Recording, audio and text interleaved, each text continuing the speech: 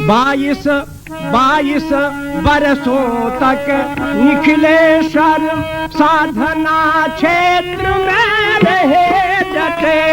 22 बरसों तक निखिलेश्वर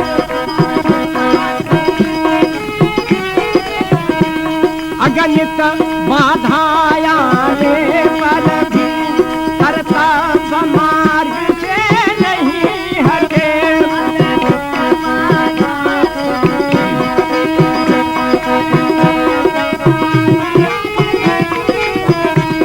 गुरु आज्ञा शिरोधार करके गारहस्थ मार्ग में आए सटे। जल में जैसे रहता पंकज वैसे ही रहते कटे कटे। भगवती मातु के त्याग और बलिदानों का स्वागत कीना है धन्य सुहागिन वह इसने भारत को नारायण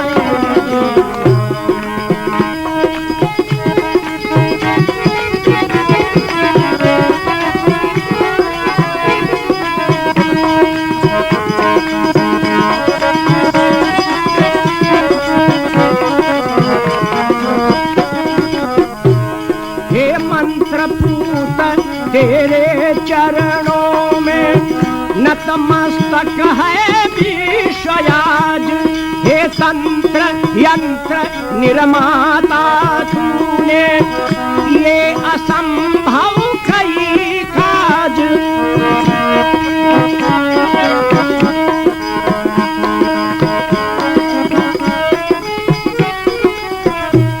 ऋषि मुनियों के विद्याओं जीवन दाता हो तुम्ही आज। शत शत प्रणाम तव चरणों में करता है सारा विश्वयाज।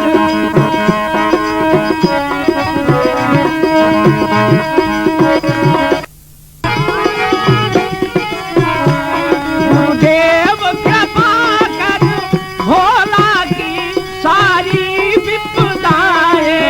हर लीना है धन सुहागिन वो जिसने भारत को नारायण। धन सुहागिन वो जिसने भारत को नारायण। परसों चंद्रायण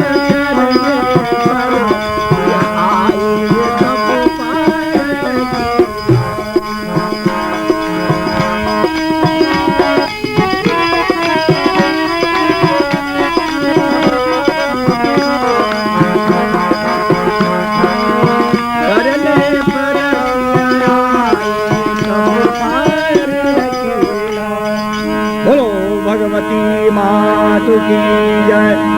परम पूज्य गुरुदेव की जय। आज मैं अपने प्रवचन में गुरु तत्वों पर थोड़ा प्रकाश डालूंगा।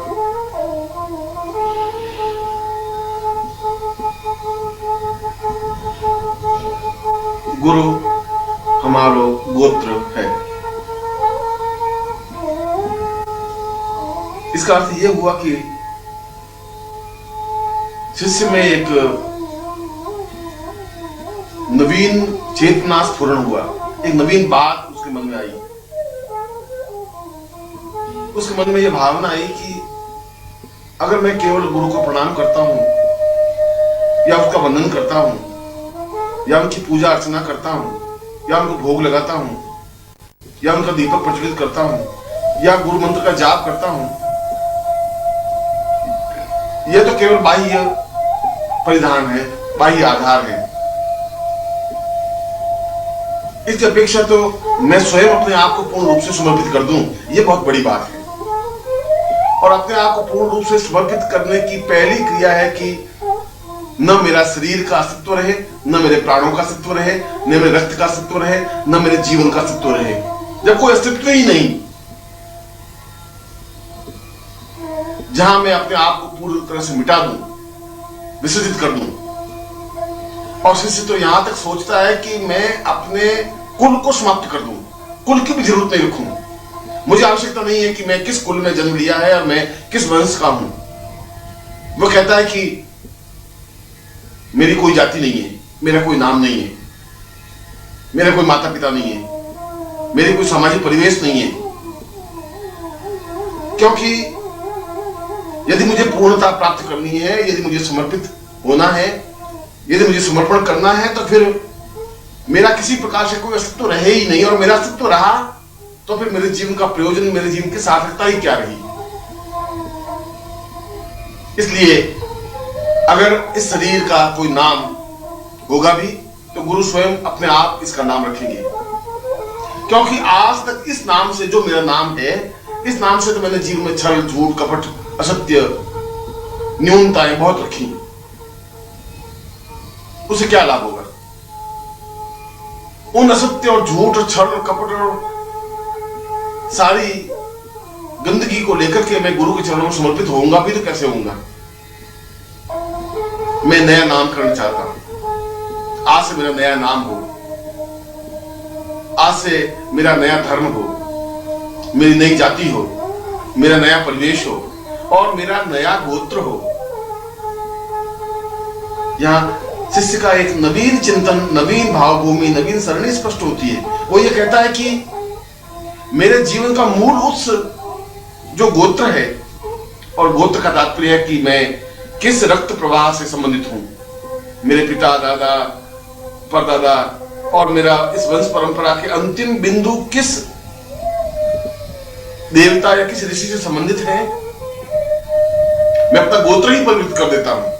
और आज से मेरा नाम अगर कोई है तो गुरु नाम है, आज से मेरी कोई जाति है तो गुरु जाति है, आज से मेरा कोई वंश है तो गुरु वंश है, और आज से मेरा कोई गोत्र है तो गुरु गोत्र है।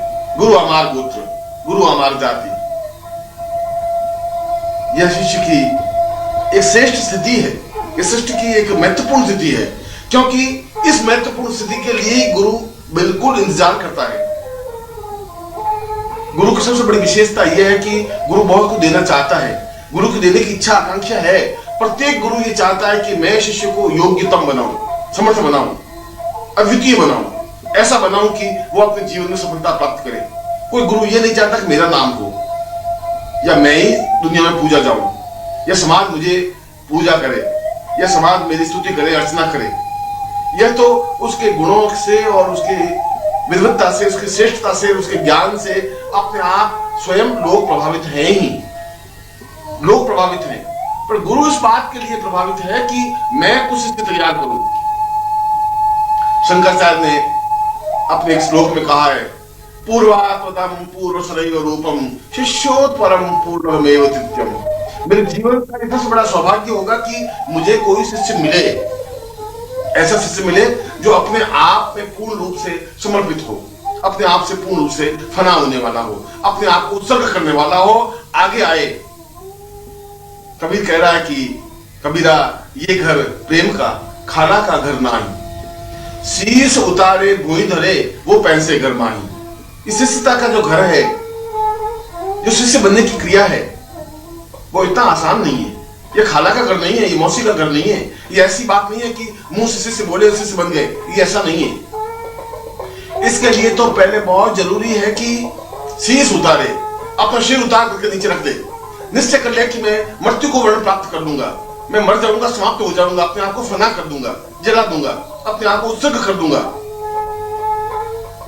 मगर मैं अपने जीवन में जो निश्चय कर चुका हूं, जो अपने मन में जीवन में सोच चुका हूं, उस कार्य को मैं अवश्य ही पूरा करूंगा ही। और मैंने अपने जीवन में सोचा है कि मैं सही अर्थों में शिष्य बन सकूं, मैं सही अर्थों में उत्सर्ग में बन सकूं। एक ही मानसरोवर के दो छोर हैं, एक छोर गुरु है, दूसरा छोर शिष्य है, और बीच में ज्ञान का अथाह मानसरोवर लहरा रहा है, और गुरु बराबर शिष्य को आवाज देता है। गुरु की इच्छा होती है कि शिष्य दौड़ करके आए, और जहां शंकराचार्य इस श्लोक में कहते हैं कि मुझे कोई एक शिष्य मिले, और कोई एक शिष्य मिलने का मतलब है कि कोई ऐसा है जो कफन बांध करके बाहर निकले, जो समाज की परवाह नहीं करे, जो चुनौतियों को झेल सके, जिसकी आंखों में कुछ तेवर हो, जो अपने आप में अंग स्फुलिंग हो, जो हाथों में वज्र की तरह प्रहार करने की क्षमता हो, और जो सही अर्थों में गुरु चरणों में समर्पित होने की भावना रखता हो। शब्दों से नहीं, भावनाओं से, विचारों से नहीं, अपने आप को पूर्ण रूप से फना करते हुए। और जो अपने आप को फना कर लेता है, जो अपने आप को उत्सर्ग कर लेता है, जो अपने आप को पूर्णता के साथ गुरु चरणों में लीन कर देता है, वह शिष्य है। क्योंकि शिष्य की कसौटी अपने आप में अत्यंत कठिन है। गुरु और शिष्य दोनों छोरों को यदि समझें तो गुरु बनना बहुत कठिन नहीं है। गुरु तो उस ज्ञान प्राप्त करने के बाद, उस चेतना प्राप्त करने के बाद गुरु बन सकता है, मगर शिष्य बनना अपने आप में बहुत अत्यंत कठोर कसौटी है, कठिन कसौटी है। क्योंकि शिष्य बनने के लिए अपने आप को हर क्षण सन्नद्ध रहना पड़ता है, अपने आप को बिल्कुल तैयार रखना पड़ता है। कब आज्ञा दे, कब मैं उछाल लगा दूं, कब कहे मैं अपने आप को फना कर दूं, बस आज्ञा हो और मैं अपने आप को उत्सर्ग करके दिखा दूं। मुझे बहुत अच्छी तरह से याद है कि जब मैं संन्यास जीवन में था तो सैकड़ों साधु सन्यासी इस बात के लिए प्रयत्नशील रहते थे कि वे निखिलेश्वरानंद के शिष्य बने। और जो निखिलेश्वरानंद का शिष्य बन जाता, जिसको निखिलेश्वरानंद शिष्य के रूप में स्वीकार कर लेते, उसका अपने आप में नाम हो जाता। पूरे हिमालय की उपत्यका में उसकी चर्चा होने लगती। लोग आश्चर्य से उसको देखते, उसकी सराहना करते, उसकी प्रशंसा करते कि वास्तव में इसने एक कठोर परीक्षा दी होगी, तलवार की धार में चला होगा। वास्तव में इसने अपनी सेवा से, अपनी शुश्रूषा से, अपने प्रेम से, अपनी भावना से, अपनी साधना से, अपने उत्सर्ग से कुछ ऐसा जरूर किया होगा कि निखिलेश्वरानंद ने इसको अपनाया, इसको स्वीकार किया। और यदि निखिलेश्वरानंद ने इसको स्वीकार कर लिया है तो फिर इसकी प्रकृति को कोई रोक नहीं सकता। अब ये रुक नहीं सकता, अब ये आगे बढ़ेगा ही। अब इसने अपने जीवन में जो निश्चय कर लिया है वह निश्चय पूरा होगा ही।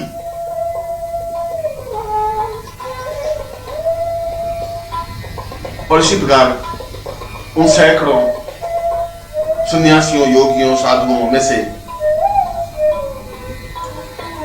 एक बालक सा 20-22 साल का भगवे कपड़े पहने हुए सन्यासी, जहां भी निखिलेश्वरानंद जाते वो पीछे पीछे जाता, चाहे सर्दी हो, चाहे गर्मी हो, चाहे बरसात हो। यदि वो कुटिया में होते तो बाहर 24 घंटे खड़ा रहता, धूप में भी, बरसात में भी, सर्दी में भी। यदि उसे कहते कि खाना खा तो खाता खा, नहीं तो खाना ही नहीं खाता, पानी नहीं पीता। मगर इसके बावजूद भी चेहरे पर कोई शिकन नहीं, चेहरे पर किसी प्रकार की भाव नहीं। ऐसा नहीं कि मैं इतना दुख देख रहा हूं, इतनी वेदना सहन कर रहा हूं, न मालूम कब क्षण आएगा कि निखिलेश्वरानंद आगे बढ़कर के मुझे अपना लेंगे। शायद ऐसा कौन सा क्षण आएगा कि वे अपने सीने से मुझे खींच लेंगे, मेरे सिर पर हाथ रखेंगे और मुझे शिष्य रूप में स्वीकार कर लेंगे। उसके सामने कोई स्पष्ट नहीं था। वह सोच रहा था कि शायद हो सकता है इस जीवन में मुझे शिष्यता मिल जाए, नहीं भी मिले, हो सकता है ये पूरा जीवन मेरा इसी प्रकार से व्यतीत हो जाए इंतजार करते करते। मगर कोई बात नहीं, अगर इस जीवन में मुझे शिष्यता का सौभाग्य नहीं मिला तो अगले जीवन में तो जरूर मिलेगा ही। वह बहुत आसान वाली था। एक बार बद्रीनाथ के आगे नरनारायण के पर्वतों पर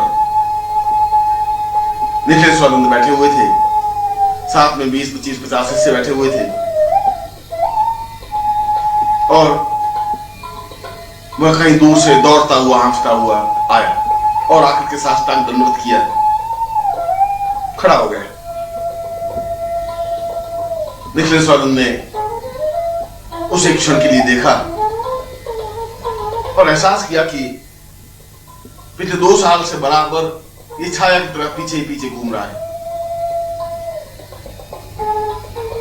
निखिलेश्वरानंद ने अपने पास बुलाया और कहा कि क्या तुम वास्तव में शिष्य बनना चाहते हो? क्या तुम वास्तव में ही शिष्य बनकर के कुछ सीखना चाहते हो? क्या वास्तव में तुम आज्ञा पालन करोगे? उसने अत्यंत विनम्रता पूर्वक कहा कि पिछले 2 साल में पहली बार मुझे सौभाग्य मिला है कि आपने मुझे बुलाया, मुझसे बातचीत की, और ये मेरा परम सौभाग्य होगा कि आप मुझे आज्ञा दें। आप आज्ञा दें, मैं आपको आज्ञा पालन करके दिखाऊं। शायद निखिलेश्वरानंद को कौतूहल सूझा या क्या चिंतन किया, क्या विचार किया, और वे पहाड़ की ऊंची चोटी पर बैठे हुए थे, और जहां चोटी थी वहीं एक तरफ गहरा खड्ड था, गहरी घाटी थी।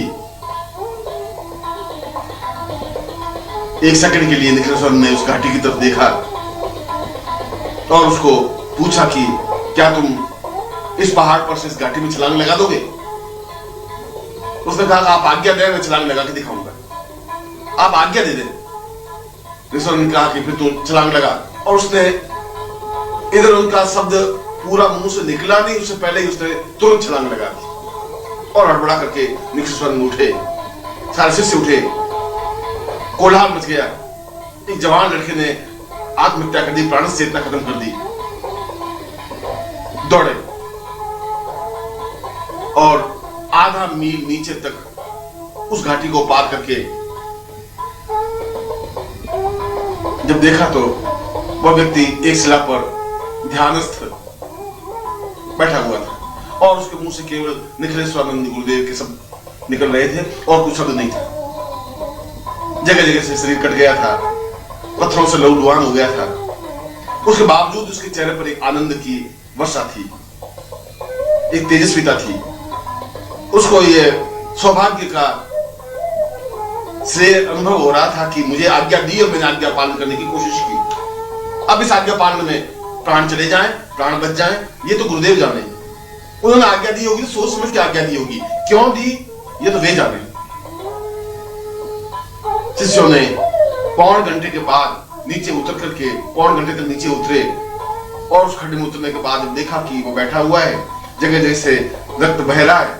उसने उसको हिलाया डुलाया तो बड़ी मुश्किल से उसकी आंखें खुली, और उसको लेकर के उसमें चलने की सामर्थ्य नहीं रह गई थी। पांवों पर काफी चोट आ गई थी, हाथों में चोट आ गई थी, चेहरे पर कई प्रकार के कांटे और पत्थर के ठोंके लग गए थे, खून बह रहा था, और 29-35 शिष्यों ने उसको उठा करके ऊपर लेके आए जहां निखिलेश्वरानंद बैठे हुए थे, और सामने लिटा दिया। उसने आंखें खोली और जब देखा कि सामने ही गुरुदेव निखिलेश्वरानंद बैठे हैं तो तुरंत हिम्मत करके बैठने की कोशिश की। उसके चेहरे पर एक अपूर्व तेज और आनंद और मुस्कुराहट थी।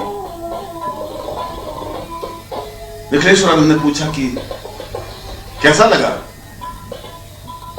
उनका गुरुदेव, शायद मेरे कई कई जन्मों के पुण्य थे कि आपने आज्ञा दी, आपने कूदने की आज्ञा दी, मैं कूदा। इतना सोचने और विचारने की तो जरूरत भी नहीं थी कि मैं क्यों कूदूं, कहां से कूदूं, कब कूदूं। आपके मुंह से सब निकलना था, मुझे कूदना था। निखिलेश्वरानंद ने उसके सिर पर हाथ फेरा, और हाथ फेरते ही उसके सारे घाव मिट गए, रक्त निकलना बंद हो गया। जैसा शरीर था ठीक उसी प्रकार से स्वस्थ तंदुरुस्त शरीर बन गया। और शिष्यों ने देखा कि वास्तव में उसके चेहरे पर, शरीर पर एक अपूर्व ओज है, एक तेजस्विता है, एक चमक है। गुरुदेव का स्पर्श होते ही सारे शरीर में एक चेतना पैदा हुई है, और उसकी कुंडलिनी जागृत होकर पूर्ण रूप से ध्यान लग गया है। और यही शिष्य आगे चल करके निखिलेश्वरानंद का अत्यंत प्रिय शिष्य बना। माधुरानंद हिमालय का श्रेष्ठतम योगी, जिसने अपने जीवन में आगे चल करके अग्नि विद्या को प्राप्त की, जिसने आगे चल के ब्रह्म विद्या को प्राप्त की और पूर्ण रूप से ब्रह्मर्षि कहलाया। आज भी संपूर्ण हिमालय में उसका नाम अत्यंत सम्मान, प्रेम और श्रेष्ठता के साथ लेते हैं। शिष्य का तात्पर्य है कि गुरुदेव आज्ञा दे, उसका पालन किया जाए। मेरे जीवन में ऐसे कई शिष्य आए और मुझे इस बात का सौभाग्य है कि उन सन्यासी शिष्यों ने अपने आप को कसौटी पर कस करके दिखाया, क्योंकि गुरु की परीक्षा और कम से कम मेरी परीक्षा तो बहुत ही कठोर बनी रही है। शायद मैंने शिष्य को बहुत ज्यादा अग्नि में तपाया है, मैंने शिष्यों को बहुत प्रताड़ित किया है, बहुत चोट दी है, इसलिए चोट दी है कि वे सही अर्थों में कुंदन बन सके। अग्नि में इसलिए तपाया कि वे उस आंच को सहन कर सके, इसलिए उनको तैयार किया कि अग्नि स्फुलिंग बन सके। वे कच्चे सन्यासी नहीं रहे, वे घटिया सन्यासी नहीं बन सके, वे हिमालय में रहे तो तेजस्विता के साथ रह सके और ये कह सके कि मैं निखिलेश्वरानंद का शिष्य हूं। और इसीलिए आज उन सन्यासी शिष्यों का सम्मान है, आदर से लोग देखते हैं, वहां के निवासी, वहां के ग्रामीण, वहां के रहने वाले साधु सन्यासी योगी, कि अगर निखिलेश्वरानंद का शिष्य है तो अपने आप में अद्भुत और तेजस्वी शिष्य होगा। और जिस प्रकार से सन्यासी शिष्य अपने आप में अद्वितीय रहे हैं, गृह शिष्यों पर भी मुझे गर्व रहा है। यह अलग बात है कि उनकी अपनी सीमाएं रही हैं, यह अलग बात है कि वे उस रूप में समर्पित नहीं हो पा रहे हैं, यह अलग बात है कि उनमें फना होने की उतनी कला नहीं है, यह अलग बात है कि वे उस तरीके से ग्रहण नहीं कर पाते। जो बहुत कुछ दांव पे लगा देता है वो बहुत कुछ प्राप्त कर सकता है, जो कुछ खोएगा नहीं वो कुछ पा भी नहीं सकता है। पाने के लिए बहुत कुछ खोना पड़ता है, अपने जीवन को दांव पे लगाना पड़ता है, अपने प्राणों को दांव पे लगाना पड़ता है, अपने आप को उत्सर्ग कर देना पड़ता है, अपने आप को न्योछावर कर देना पड़ता है। और न्योछावर होने के बाद जो कुछ खिलता है वो अपने आप में हजार हजार गुलाबों से भी ज्यादा सुगंधित बनता है, अपने आप में तेजस्वी बनता है, अपने आप में मधुरम बन जाता है। इसलिए मैंने कहा कि शिष्यता की कसौटी बहुत कठिन होती है, शिष्य बनना बहुत कठोर होता है, इतना आसान नहीं है। शिष्य बनने के लिए अपने आप को उत्सर्ग करने की भावना होनी चाहिए, सिर पर कफन बांधा हुआ होना चाहिए, पांवों में ताकत होनी चाहिए, तेजस्विता होनी चाहिए, जो निश्चय कर लिया उस निश्चय पर पकड़ने पर बढ़ने की भावना होनी चाहिए, एक खतरनाक खेल होना चाहिए और मन में संकल्प शक्ति होनी चाहिए कि मैं अपने जीवन में, यदि गुरु ने आवाज दी है, यदि गुरु इस बात को बार बार कह रहे हैं कि मुझे केवल 1 या 2 या 5 या 10 शिष्य चाहिए, तो क्या इस पूरी पृथ्वी पर 5-10 शिष्य नहीं मिल सकते? नहीं मिल सकते, वास्तव में नहीं मिल सकते। शिष्य बिल्कुल एक अलग चीज है। शिष्य का मतलब है कि वह पूर्ण रूप से छाया बन जाए, और जिस प्रकार से देह से छाया अलग नहीं हो सकती, जहां शरीर रहेगा वहां छाया रहेगी, ठीक उसी प्रकार से वह शिष्य भी छाया बनकर रहे। मुझे निर्भयानंद का स्मरण आ रहा है और वो करीब 7.5 साल 8 साल तक मेरे साथ रहा छाया बनकर। ऐसा कोई 7 साल में अवसर आया ही नहीं कि मैंने आवाज दी और उसने हाँ नहीं भरी हो। आधी रात को भी मैंने कहा निर्भयानंद हाँ आज्ञा दे मुझे, और मैंने अगर आधी रात को कहा कि तुम्हें 30 किलोमीटर दौड़ के जाना है और वापस सुबह तक आना है, तो अच्छी बात है। जहां पर भी धूप हुई, गर्मी हुई, सर्दी हुई, बरसात हुई, ढाल बनकर के खड़ा हो गया। जैसी भी परिस्थिति हुई वो अपने आप में ताकतवान क्षमतावान बनकर के खड़ा रह गया। मैं सोचता हूं कि आज्ञा पालन की कसौटी थी उसके पास, और मैंने उसको कई बार परखा, मैंने उसको कई बार कसौटी पे कसा, कठोर से कठोर परीक्षा लेने के लिए आज्ञाएं दी, मगर हर बार मैं सोचता इस बार ये चूक जाएगा, इस बार ये आज्ञा पालन शायद नहीं कर सकेगा, इस बार ये अपने मिशन में, अपने उद्देश्य में असफल हो जाएगा। मगर उस हिस्से में हार गया, और हार का भी मुझे गर्व है, क्योंकि एक बार भी ऐसा कोई क्षण आया ही नहीं कि मैंने आवाज दी और मिला नहीं हो। एक बार भी ऐसा नहीं हुआ कि मुझे पूजा का समय हो गया और कोई सामान तैयार नहीं हो। एक बार भी ऐसा नहीं हुआ कि मैं कहीं जा रहा हूं और वो साथ में नहीं चला हो। एक बार भी ऐसा समय नहीं आया कि मैं सो गया हूं और उससे पहले बस हो गया हो, या मेरी आंख खुली हो और वो हाजिर नहीं मिला हो। और आज हिमालय का प्रत्येक सन्यासी निर्भयानंद का शिष्य बनने में गौरव अनुभव करता है, एहसास करता है कि अगर निर्भयानंद का शिष्य बन गए तो अपने आप में अद्वितीय शिष्य बन सकेंगे, तेजस्वी शिष्य बन सकेंगे, क्योंकि निर्भयानंद का शिष्य बनना ही अपने आप में जीवन का सौभाग्य है। ऊंचे से ऊंचा योगी इस बात की कल्पना करता है कि शायद मैं निर्भयानंद का शिष्य बनूं। ऐसे शिष्य पर मुझे गर्व रहा है। इसलिए मैंने कहा कि शिष्य बनने की कसौटी आज्ञा पालन है। आज्ञा पालन के पगडंडी पर चल करके ही शिष्य बना जा सकता है, समर्पण करके ही शिष्य बना जा सकता है। अपने सिर को उतार करके जमीन पर रखने की और हथेली में लेकर के घूमने की जो कला जानते हैं वो शिष्य बन सकते हैं। जो हर क्षण अपने सिर को अपने हाथों में रखते हैं, फना होने की कला जानते हैं, उत्सर्ग होने की कला जानते हैं, अपने आप को न्यौछावर कर देने की कला जानते हैं, वो शिष्य बन सकते हैं। और गुरु को उस बात की बहुत प्रसन्नता होती है जब शिष्य योग्य बनता है। जब गुरु देखता है कि मेरा शिष्य हंस बन गया है, इसके पंख आ गए हैं, ये उड़ने की कला सीख ली है, अभी आकाश में लंबी दूरी तक दौड़ सकता है, उड़ सकता है, अपने डंडे फैला करके इस आकाश को नाप सकता है, इस सागर से पार हो सकता है, तब गुरु को ज्यादा प्रसन्नता होती है। उसका सीना 1 गज से 10 गज हो जाता है, छाती फूल जाती है, उसकी आंखों में दर्द आ जाता है, एक एहसास होता है कि मैंने शिष्य को तैयार किया, निर्माण किया। उसको विश्वास हो जाता है कि मैंने जो ज्ञान की चेतना जलाई है वह बुझेगी नहीं। उसको इस बात का हौसला, हिम्मत हो जाता है कि अब ये ज्ञान समाप्त नहीं होगा, अब ये चेतना समाप्त नहीं हो पाएगी। जो कुछ मैंने इस समाज को देना चाहा है वह मैं इस शिष्य के द्वारा दे सकूंगा, क्योंकि मैं जीवित ग्रंथ लिखना चाहता हूं। यह कागजों पर उपन्यास नहीं लिखना चाहता, कागजों पर किताबें नहीं लिखना चाहता, कागजों पर कोई चीज नहीं लिखना चाहता। मैं लिखना चाहता हूं जीवित जागृत पुस्तक हो, शिष्य के रूप में, जो चल फिर सके, जो बोल सके, जो आगे बढ़ सके, जो अपने जीवन को पूर्णता दे सके। और ऐसे ही शिष्यों से यह जीवन समझ सकता है, ऐसे ही शिष्यों से गुरुधन्य हो सकते हैं।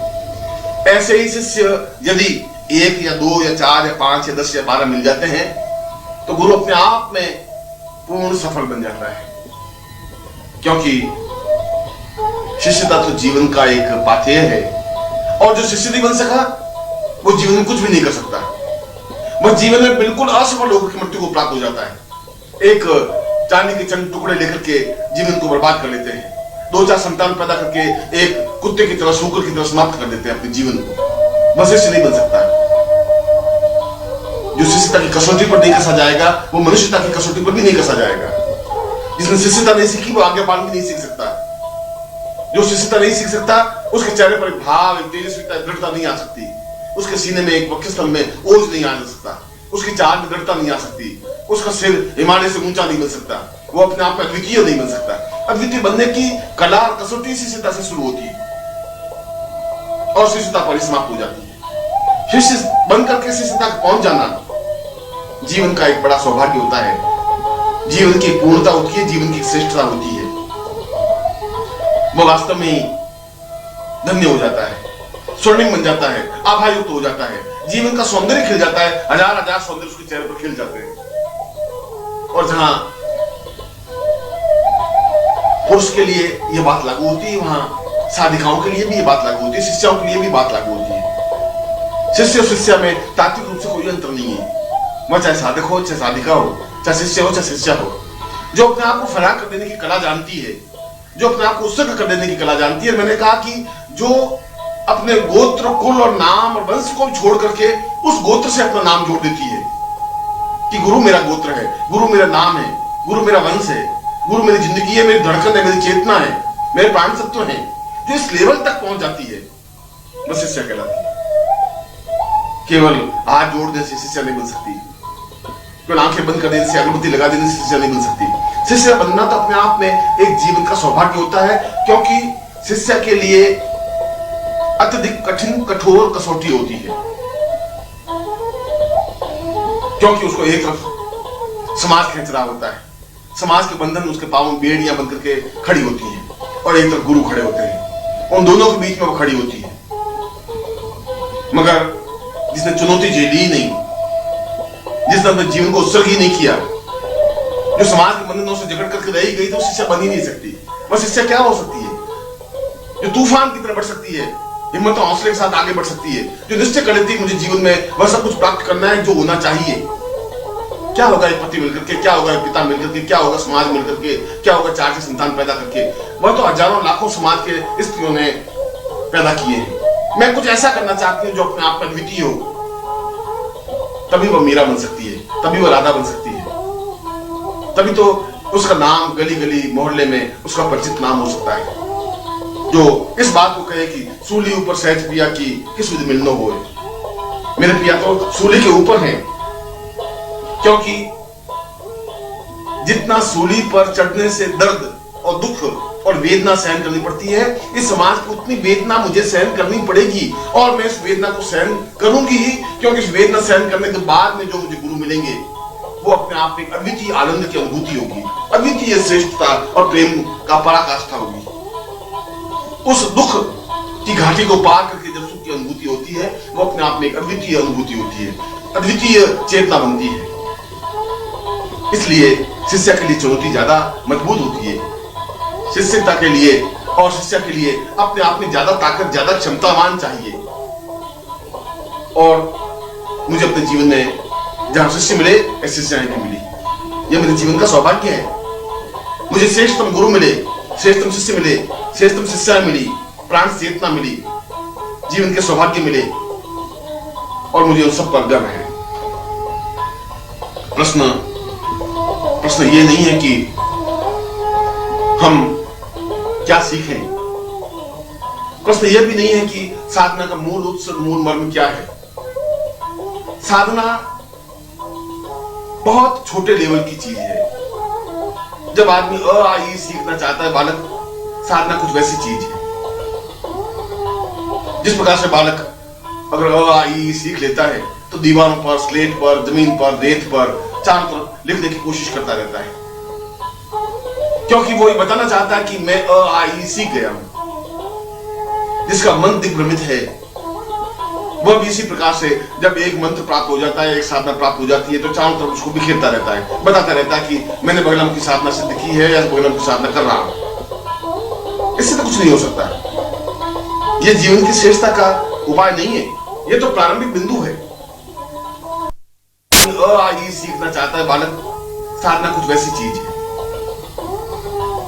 जिस प्रकार से बालक अगर अ आ ई सीख लेता है तो दीवारों पर, स्लेट पर, जमीन पर, रेत पर चारों तरफ लिखने की कोशिश करता रहता है, क्योंकि वो ये बताना चाहता है कि मैं अ आ ई सीख गया हूं। जिसका मन दिग्भ्रमित है वह भी इसी प्रकार से जब एक मंत्र प्राप्त हो जाता है, एक साधना प्राप्त हो जाती है, तो चारों तरफ उसको बिखेरता रहता है, बताता रहता है कि मैंने बगलम की साधना सिद्ध की है या बगलम की साधना कर रहा हूं। इससे तो कुछ नहीं हो सकता। यह जीवन की श्रेष्ठता का उपाय नहीं है, यह तो प्रारंभिक बिंदु है।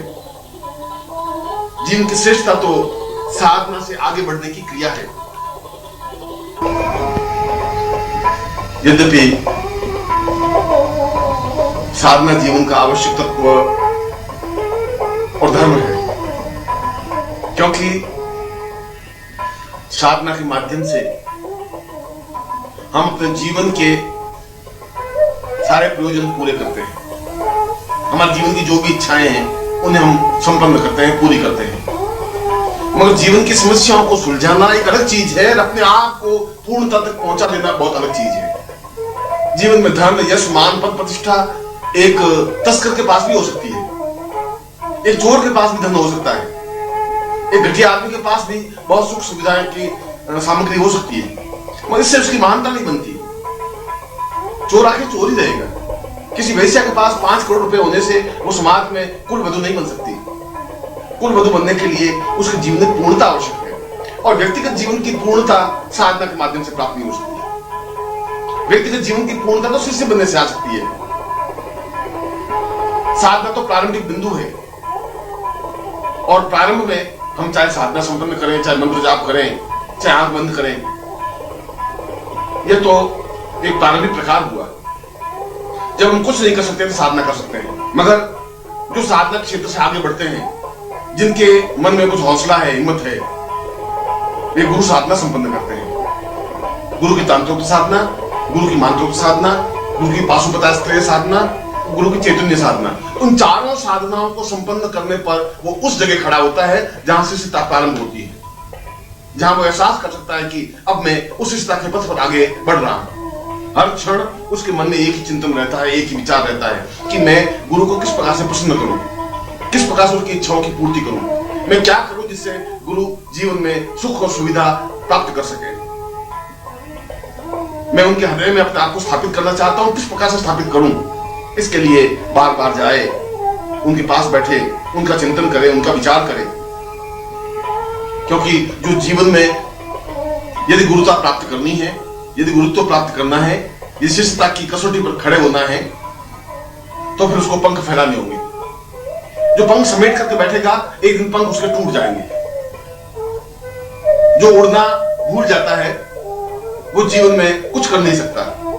आनंद तो ऊपर आकाश में उड़ने में है,